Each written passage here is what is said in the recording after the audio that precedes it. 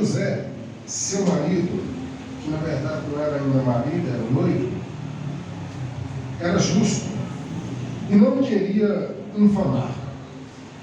Ao saber disso, intentou em seu coração deixá-la secretamente.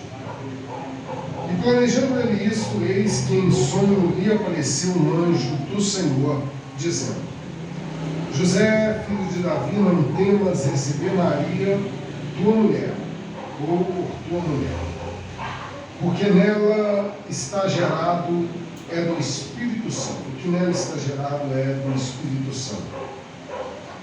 Ela dará à luz a um filho e chamará o seu nome Jesus, porque ele salvará o seu povo dos seus pecados. Tudo isso aconteceu para que se cumprisse o que foi dito da parte do Senhor, pelo profeta que diz: Eis que a Virgem conceberá e dará à luz a um filho e chamará pelo nome de Emanuel, que traduzido é Jesus. E José, despertando do sono, fez como o anjo do Senhor lhe ordenara e recebeu sua mulher e não a conheceu até que deu à luz ao seu filho, o primogênito, e pôs-lhe o nome de Jesus. Muito obrigado, pode se assentar.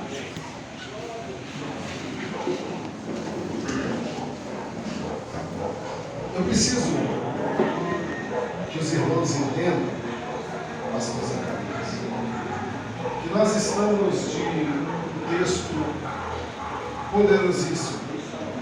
E para mim, na minha modesta opinião, uma das histórias, se não para mim, a história mais espetacular e extraordinária da Bíblia Sagrada, na pessoa de um homem. E por que eu falo isso?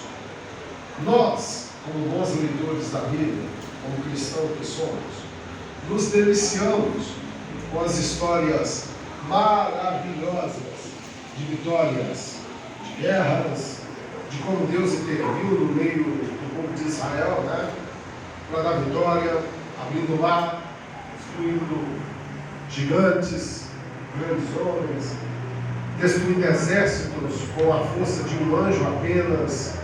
E nós nos deliciamos com essas histórias bíblicas. Por exemplo, em casa religioso, algo que nós fazemos sempre, graças a Deus, eu reúno meus meninos, o Guinho, o Zezinho, o Luizinho, a tropa toda, porque é menino parar com o Paulo em casa, é menino demais.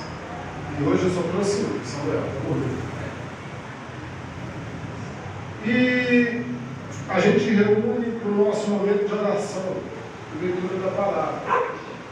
E aí as histórias Davi, aí tem um que é mais pureta lá, é mais esperto, que é mais ativo assim, vai ter aquela do anjo que desceu e com a espada matou todo mundo. Vá!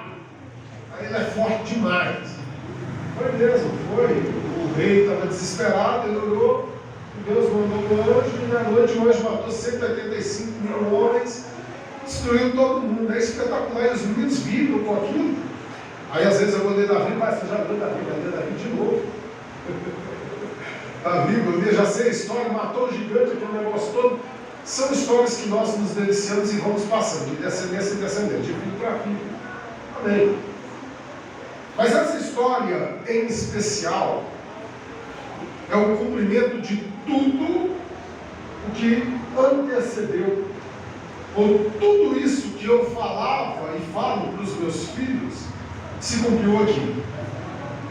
E só poderia se cumprir todo esse processo de salvação, de estruturação, de crescimento do nome, de edificação da igreja, se uma pessoa, um homem em especial, aceitasse o seu chamado. Eu não estou falando de um homem que era letrado, de um homem que era conhecido exponencialmente na sociedade, que era conhecido de uma forma tão virtuosa como o seu pai Davi. Eu não estou falando aqui de um homem que era um grande herói, como Josué ou Moisés, Mas eu estou falando de um homem que era simples, mas que era um homem de fé, obediente, reto, justo, que ouviu a voz de Deus e foi contra a sua natureza, a sua vontade. Eu estou falando de José. José, o carpinteiro. O carpinteiro que não tinha tanta importância. O carpinteiro, William, que não era visto, era só mais um. Interessante, né? Era só mais um. Não era ninguém importante, mas era só mais um. E esse certo carpinteiro, filho de Jacó e da dona Raquel, ele conheceu uma moça aos seus 14 anos de idade. E se apaixonou. Só que ainda era muito novo. Passou-se o tempo e coloca tempo nisso. Aos seus 40 anos de idade, quantos anos? 40 anos de idade, passou tempo demais, né? Aos seus 40 anos de idade, resolve-se esposar com essa moça. Ficou noivo. E para o judeu o noivado era tão sério quanto o casamento. E tentaram no seu coração não se ajuntarem naquele momento. E a história bíblica nos conta que esse homem da tribo de Judá, filho de Davi, se uniu com a moça por nome Maria, da tribo de Levi, para se tornarem uma família. Até aí tudo bem, os irmãos estão comigo? Amém? Só que, para você entender a importância de José, por mais que ele era mais um na sociedade, um simples carpinteiro, se a linhagem davídica estivesse sendo reis naquele momento da história de Israel, José seria rei. Com todo esse compêndio, com toda essa história, Deus olha para uma moça por nome, Maria. Eu preciso que vocês entendam isso aqui, porque Maria era uma santa mulher. Vocês concordam comigo? Nós não adoramos Maria. Vocês concordam com isso? Mas Maria era uma santa mulher. Mas eu também preciso que as pessoas entendam que Maria só foi escolhida por causa de... Guardou aí? Então repita comigo para frisar. Maria, vamos lá gente, vem comigo. Maria só foi escolhida por causa de José. Vou te explicar. José era da tribo de...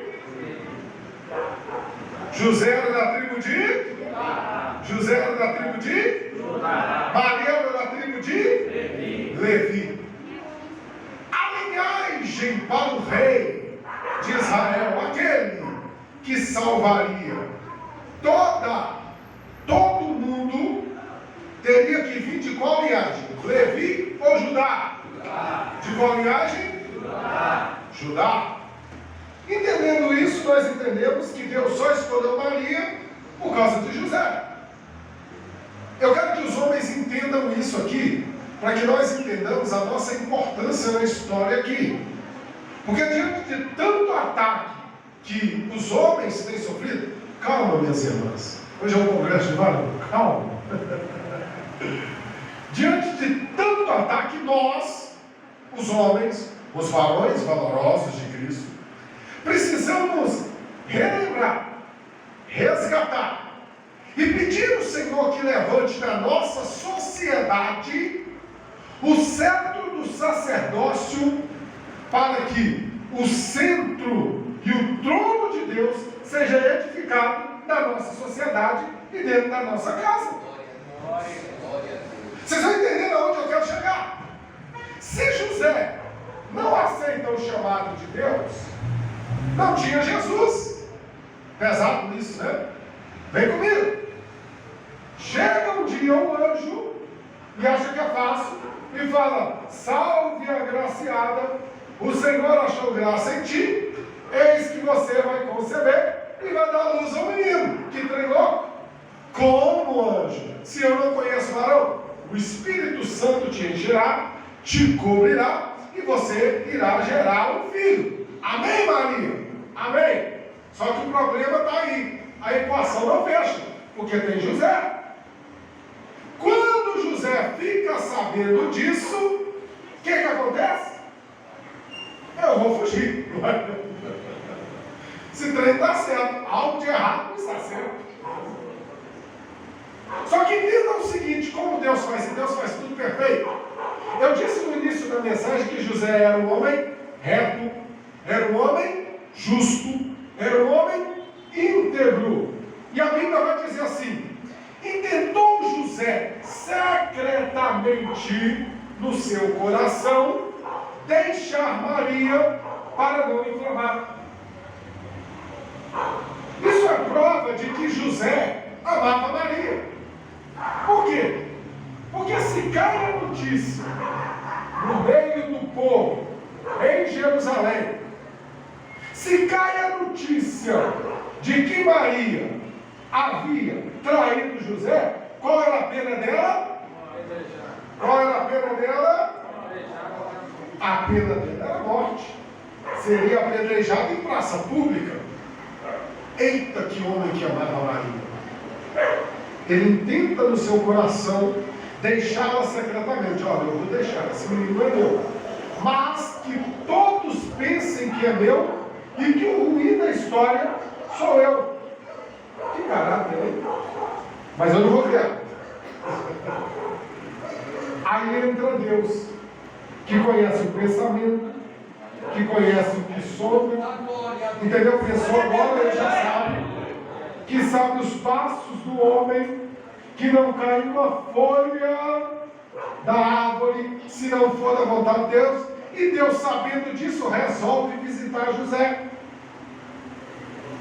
E aí desce o anjo e diz assim: José, não temas em receber Maria como tua esposa, porque o que está sendo gerado dentro dela é santo, é fruto do Espírito Santo. E olha só, esse menino vai nascer, salvará o seu povo dos seus pecados, e o seu nome será Jesus Cristo, e todos o conhecerão como Emanuel, porque onde ele entrar, todos vão dizer: Deus está conosco. Então vamos entender o seguinte: para a primeira profecia se cumprir, Jesus teria que ser da tribo de Judá. Maria não era da tribo de Judá, Maria era da tribo de Levi. Se José não aceita criar um filho que não é dele, nós não estaríamos aqui hoje.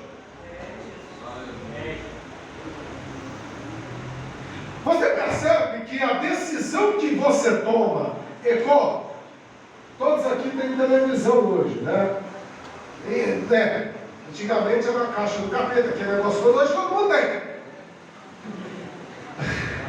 E todo mundo já viu aquele filme.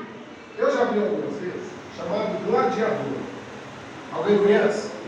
Faz um sinal com a mão aí. Gladiador. Tem uma cena do filme Gladiador que é ele colocando as mãos em uma plantação de trigo. Vocês lembram dessa cena? E uma voz fala no fundo assim: tudo o que você faz aqui ecoa na eternidade. Deixa eu trazer isso para cá, para você entender. A decisão de José não impactou a vida dele. Não só impactou a vida dele. A decisão de José, senhores, não só impactou a vida de Maria, que foi honrada. A decisão que José tomou impactou Tiago, impactou Judas, impactou Pedro, impactou Mateus, impactou Zaqueu, impactou a viúva de Naim. A decisão de José impactou a mulher que sofria com sangramento contínuo a todo momento.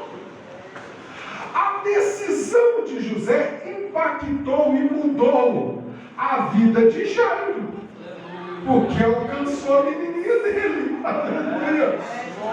Toda decisão que um homem de Deus toma tem um impacto absurdo, não só na sua família, mas na sociedade que está à sua volta.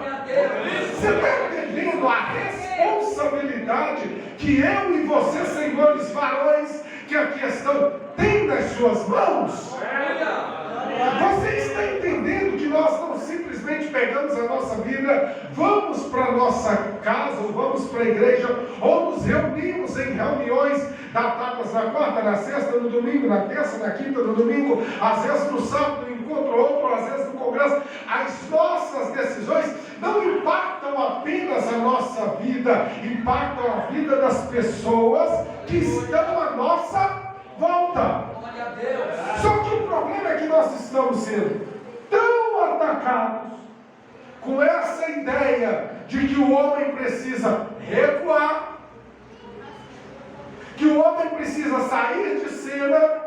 E entenda o que eu vou falar, para depois não falar que eu falei besteira. Que o homem não pode assumir as suas responsabilidades e ser firme nas suas decisões. Que o homem tem que medir demais na conta, e de fato tem certas decisões, mas que o homem tem que esperar demais a decisão de certas pessoas ou de alguma coisa para ele se posicionar, que ele tem que recuar.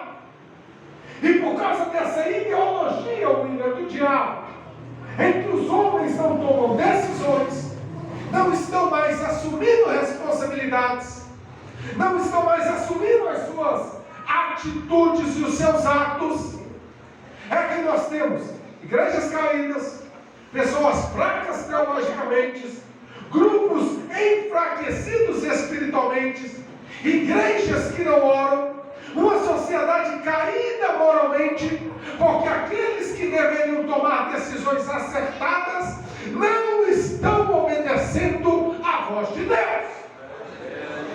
Vocês estão entendendo? Agora olha a nossa responsabilidade como homem de Deus. Ouvir a voz de Deus. Se tiver um homem perto de você, eu gostaria que você segurasse na mão dele. Por favor, segure na mão dele, por gentileza. Você vai dizer exatamente isso que eu estou dizendo. Você vai dizer assim: assuma as suas responsabilidades. Assuma a sua posição. Porque a sua decisão não toca, não diz respeito apenas a você, mas a toda a sociedade que está à sua volta. Se José não toma a decisão de obedecer à voz de Deus, todo mundo morria. A profecia não se cumpria, os profetas estavam mentindo.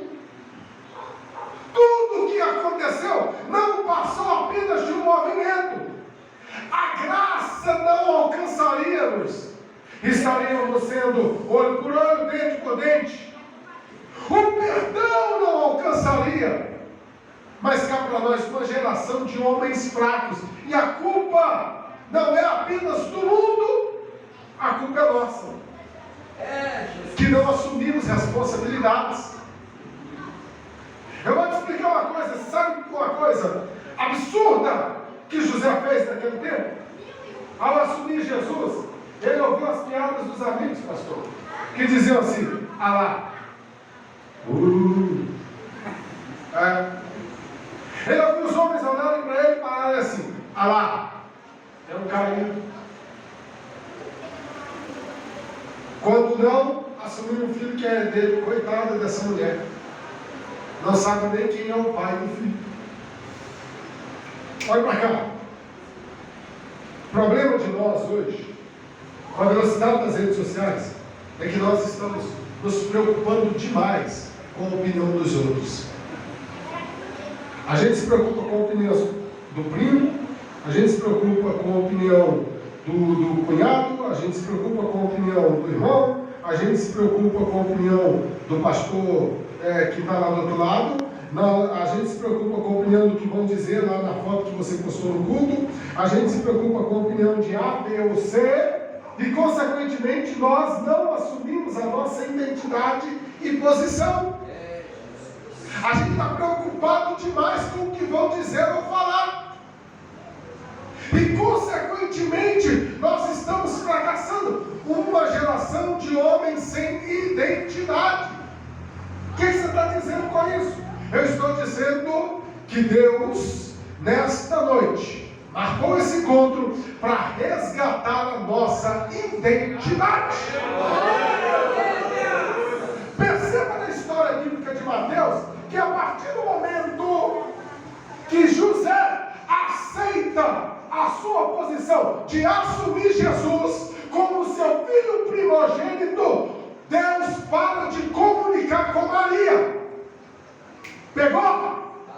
Deus passa a falar com José, porque o negócio funciona assim.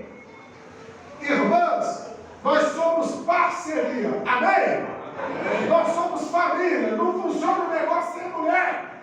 Não funciona, é parceria, é um do lado do outro, caminhando junto. A expressão do termo costela é isha, que significa, que não tinha uma tradução aproximada, aí colocou lá, Deus fez Adão cair no sono pesado, e quando Adão caiu no sono pesado, Deus arrancou da costela dele. Só que o termo ali é isha, isha no hebraico não é costela, traduzido numa tradução livre arrancou do lado do homem alguém para estar do seu lado, para ser igual a ele, entendeu, minhas irmãs? Então a mulher está no mesmo patamar. Anotou? Então volta para cá, vamos para José. A gente tem que fazer uma lei. José, quando aceita criar Jesus, José, quando aceita que Jesus se torne o seu filho primogênito, ele estava dizendo o seguinte: nesse momento, o meu filho será criado por mim para cumprir o seu propósito. Na eternidade abre-se uma brecha muito grande para acontecer uma mudança na história da humanidade. Porque naquele momento ele dá um recado para mim e para você, dizendo o seguinte: quando o homem assume e aprende a ouvir a voz de Deus, dentro do lar, dentro da igreja, Deus comunica com o homem comunica com a esposa transmite para os filhos, e Deus se torna o centro daquela casa. Quando o homem, olha para cá, você assume a sua posição na sociedade que você está inserido, Deus comunica com você e você transmite para a sociedade caída, e através da sua vida, aqueles que estão caídos se levantam para a glória do nome de Jesus. A partir do momento que nós não entendemos isso, a nossa sociedade morre. Porque é muito fácil para nós olharmos para o que está acontecendo hoje e falarmos assim: é culpa do diabo, é culpa da política, é culpa do Satanás, é culpa disso, é culpa daquilo. A culpa da sociedade estar caída moralmente são de homens fracos que não assumem a sua responsabilidade diante de Deus. Vocês estão entendendo o que eu estou falando? Aleluia! Glória a Deus. Eu estou dizendo assumir responsabilidades. aprender a ouvir a voz de Deus. Ontem eu estava orando ao Senhor em uma vigília, e orando, e chorando, orando, e chorando, Deus soprou algo nos meus ouvidos, e Deus disse assim: Wesley, eu estou assoprando no vale de ossos, fazendo crescer nervos sobre os ossos, carne sobre os nervos, pele sobre a carne. E eu estava em lágrimas, chorando, e dizendo: Deus, por que o Senhor está falando isso comigo? Porque tem muito tempo que eu não ouço essa linda voz dessa forma tão audível. Eu não sou tão espiritual como alguns que dizem: eu ouço Deus toda hora. Eu sou teocêntrico, eu sou bíblico, eu sei que eu leio a Bíblia. E Deus veio aqui no meu ouvido e disse assim: filho, eu estou levantando uma geração que para muitos estava caída, estava morta, mas que está dizendo: assopra sobre nós um vento de avivamento, para que o exército se levante. E eu orava e dizia a Deus naquele momento: Senhor, o que o Senhor vai fazer? E aí Deus disse para mim assim: fala para a minha igreja. E eu estou falando de hoje, que eu estou assoprando sobre um vale e levantando homens, mulheres compromissadas em ouvir a minha voz e cumprir o meu propósito e aceitar o meu sacerdócio, para que o meu nome seja glorificado.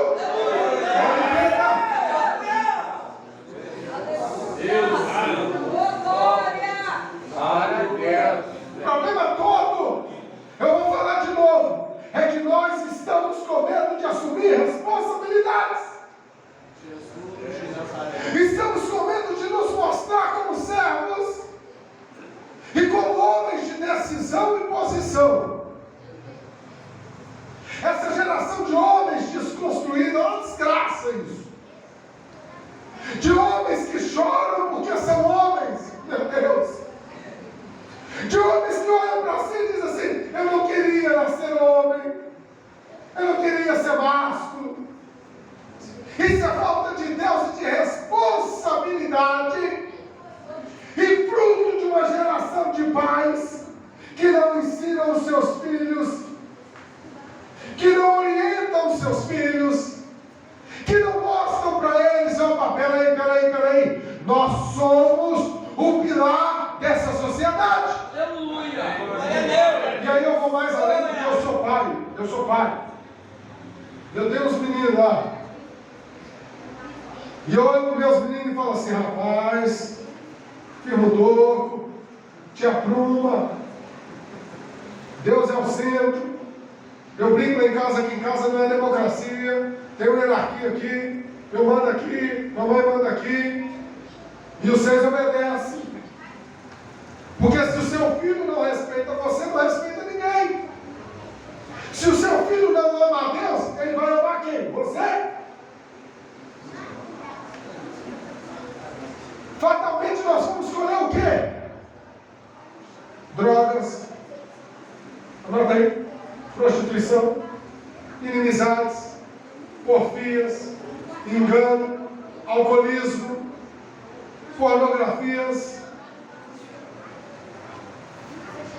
Vocês já pararam para pensar? Agora olha para mim aqui. Vocês já pararam para pensar que esse mal antigamente era só lá fora, agora está aqui dentro? Vocês já pararam para pensar que entrou aqui dentro? E a culpa é de quem? A culpa é de quem? É de Deus? A culpa é nossa, senhores. A culpa é nossa. Vocês já pararam para pensar que as nossas igrejas parece que não crescem? Que parece que a gente lança semente e a semente nunca vai germinar? Vocês já pararam para pensar? Quando José assume Jesus, ele assume para todo mundo ver. Ele pega Jesus e fala assim: agora você é meu filho. te ensinar o meu ofício. Isso é lindo. Eu vou te ensinar a trabalhar. É uma geração de crente que não trabalha. Não, é sério. Os meninos que não gostam de trabalhar, que não têm responsabilidade. 30 anos está na aula do pai e da mãe. Não respeita ninguém. Não assume responsabilidades. E a culpa é de quem? É de Deus?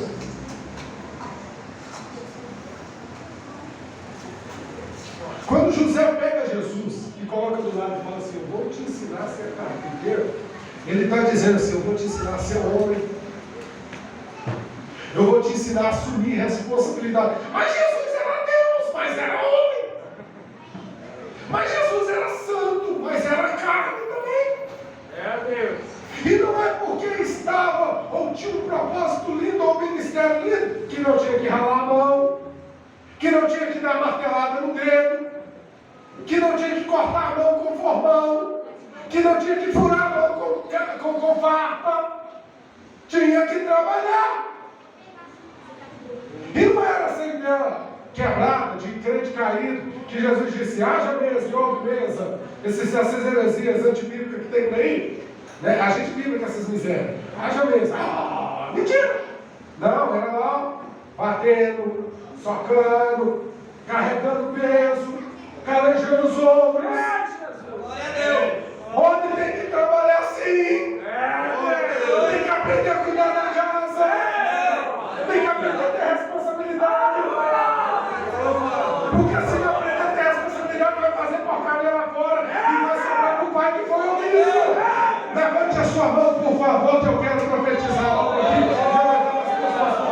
Que o Espírito de Deus entre dentro da minha casa, entre dentro da sua casa e restaure os sacerdotes sobre os lares, porque o nosso lar é um lar onde Deus habita. E onde Deus habita, há responsabilidades definidas e cada um sabe a sua posição.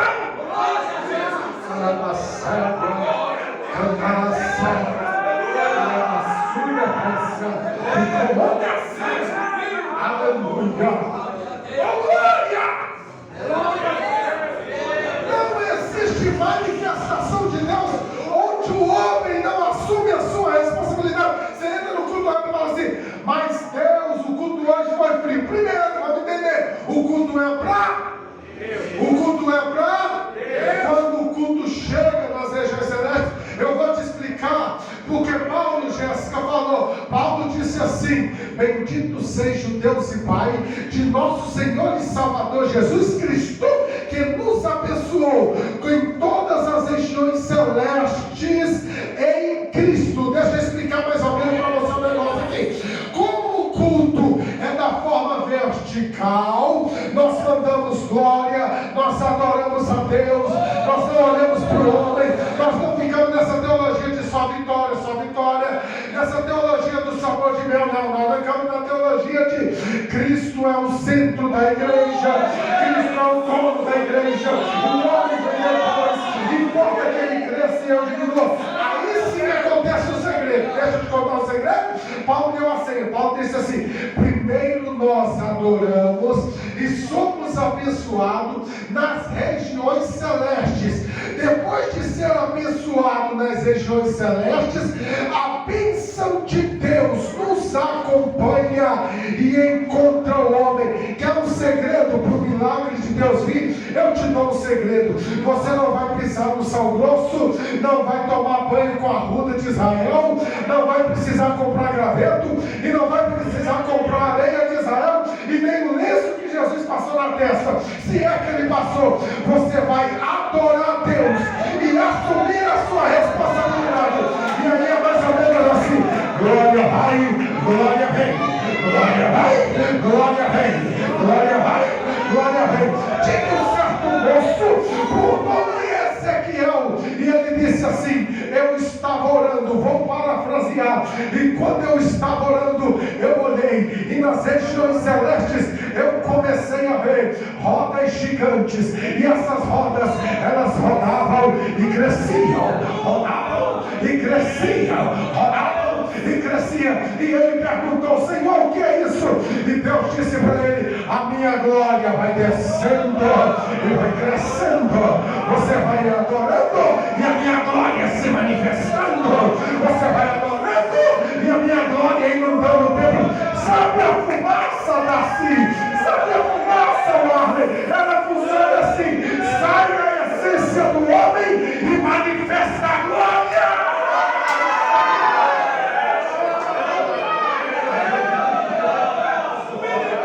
Aleluia! É mais ou menos assim.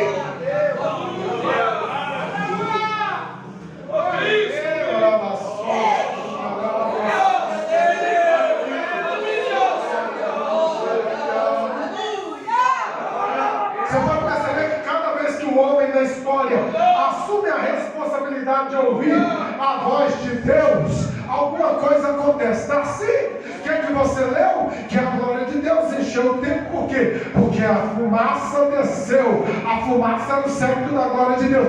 Mas vamos voltar um pouquinho antes. Um pouquinho antes o texto começou assim: no ano em que o homem saiu da imagem, no ano em que morreu o rei Uzias, eu vi o Senhor assentado sobre o alto e sublime trono, e a sua glória inundava todo o templo. Ele disse assim: eu olhei para o lado e vi os serafins, e os serafins eles cantavam: Santo, Santo, Santo é o Senhor dos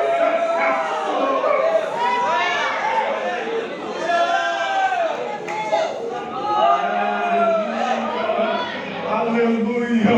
Mas sabe qual foi o segredo? Vou te contar dois. Primeiro, a imagem do homem saiu. A imagem aqui não é antropológica. O homem não é o centro da humanidade. O centro da humanidade é Deus. Quando saiu o rei Uzias, que achava que era o bambambam, que achava que podia, tinha um menino orando, e o menino ouviu e viu a voz de Deus. O seu nome era Isaías. Percebeu o segredo? Quando sai a imagem do homem e entra a imagem daquele que já ouvia a voz de Deus, a glória se manifesta. A pergunta que eu faço é: tem alguém aqui ouvindo a voz de Deus?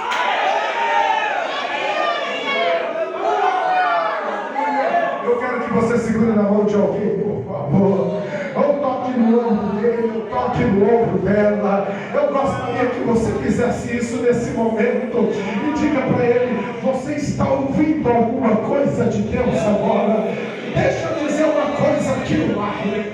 Deixa eu dizer uma coisa aqui, William. Perdão, meu amigo, companheiro.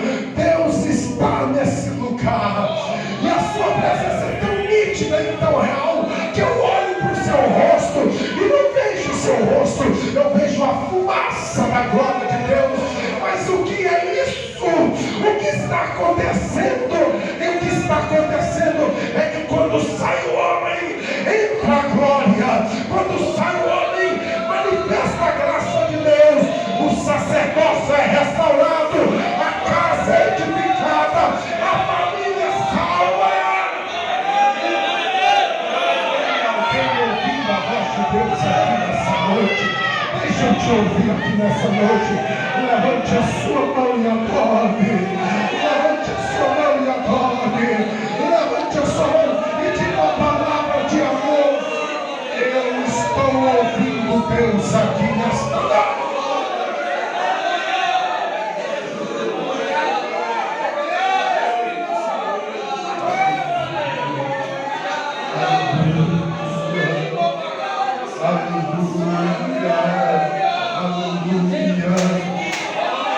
Senhor, a tua igreja, o teu reino é o reino de sacerdócio.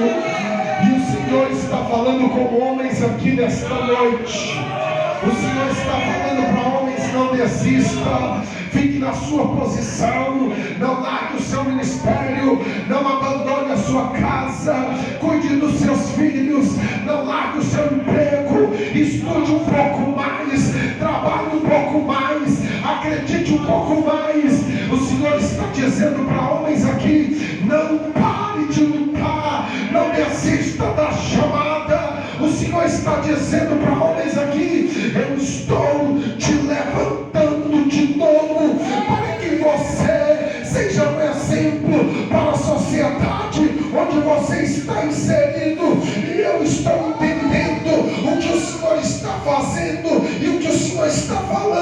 O Senhor está dizendo: eu estou levantando um exército novo para cumprir o meu propósito dentro da terra, neste local, na sociedade em que estão inseridas, na igreja onde estão inseridos, porque Deus faz dessa forma.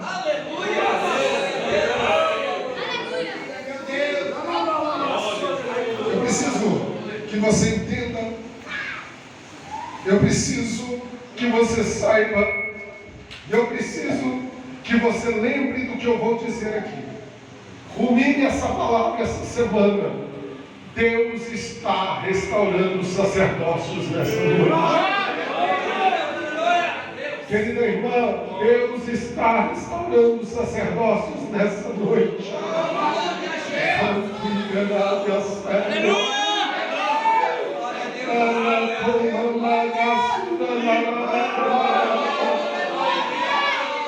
Deus está restaurando os sacerdócios. E quando Deus restaura sacerdócios, quando Deus restaura sacerdócios, a família é restaurada, o casamento é restaurado, a bênção de Deus acompanha, a cura de Deus acompanha, a vitória de Deus acompanha, a igreja de Deus cresce.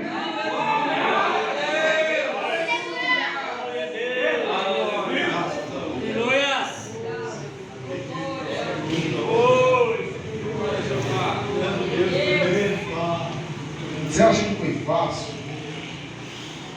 para José aceitar Jesus como filho? Não foi. O que eu quero dizer com isso? Tem decisões que nós precisamos tomar que vão ser difíceis, que vão ser pesadas, mas que vão fazer toda a diferença. Eu não sei por que eu estou falando disso. A gente precisa entender que tem decisões que nós precisamos tomar que são pesadas. E às vezes nós precisamos tomar decisões para não morrer. Só que a gente acha que vai atacar só a gente. É aquele negócio do camarada estar afogando e se agarrar numa âncora, achando que a âncora vai molhar. Está morrendo, vai morrer. E tem muita gente agarrada na âncora, está só afundando e morrendo. Ajuda aí. Você está entendendo o que Deus está falando? Glória a Deus. Está na hora de soltar a âncora. Está na hora de tomar decisões difíceis, mas que vão salvar a sua casa, o seu ministério, a sua igreja. Está na hora de tomar decisões impopulares, mas que vai mudar a história de toda uma nação, mas que vai mudar a história dos seus filhos, sim. Está na hora de tomar decisões que não vão ser vistas como as decisões mais acertadas naquele momento. Mas eu quero te conclamar a tomar essas decisões. Glória a Deus. Porque se tem uma coisa que Deus faz, é quando o homem toma a decisão, Deus passa a andar com ele. E olha que coisa mais interessante, quem vai falar isso é Salomão. Ele vai dizer que os passos do homem, os caminhos do homem são do Senhor. E o salmista confirma isso, dizendo que os passos de um homem bom são confirmados pelo Senhor. Tome a decisão correta. Eu sei que é difícil, mas assuma a responsabilidade. Tome decisões impopulares. Não importa o que vão dizer para você.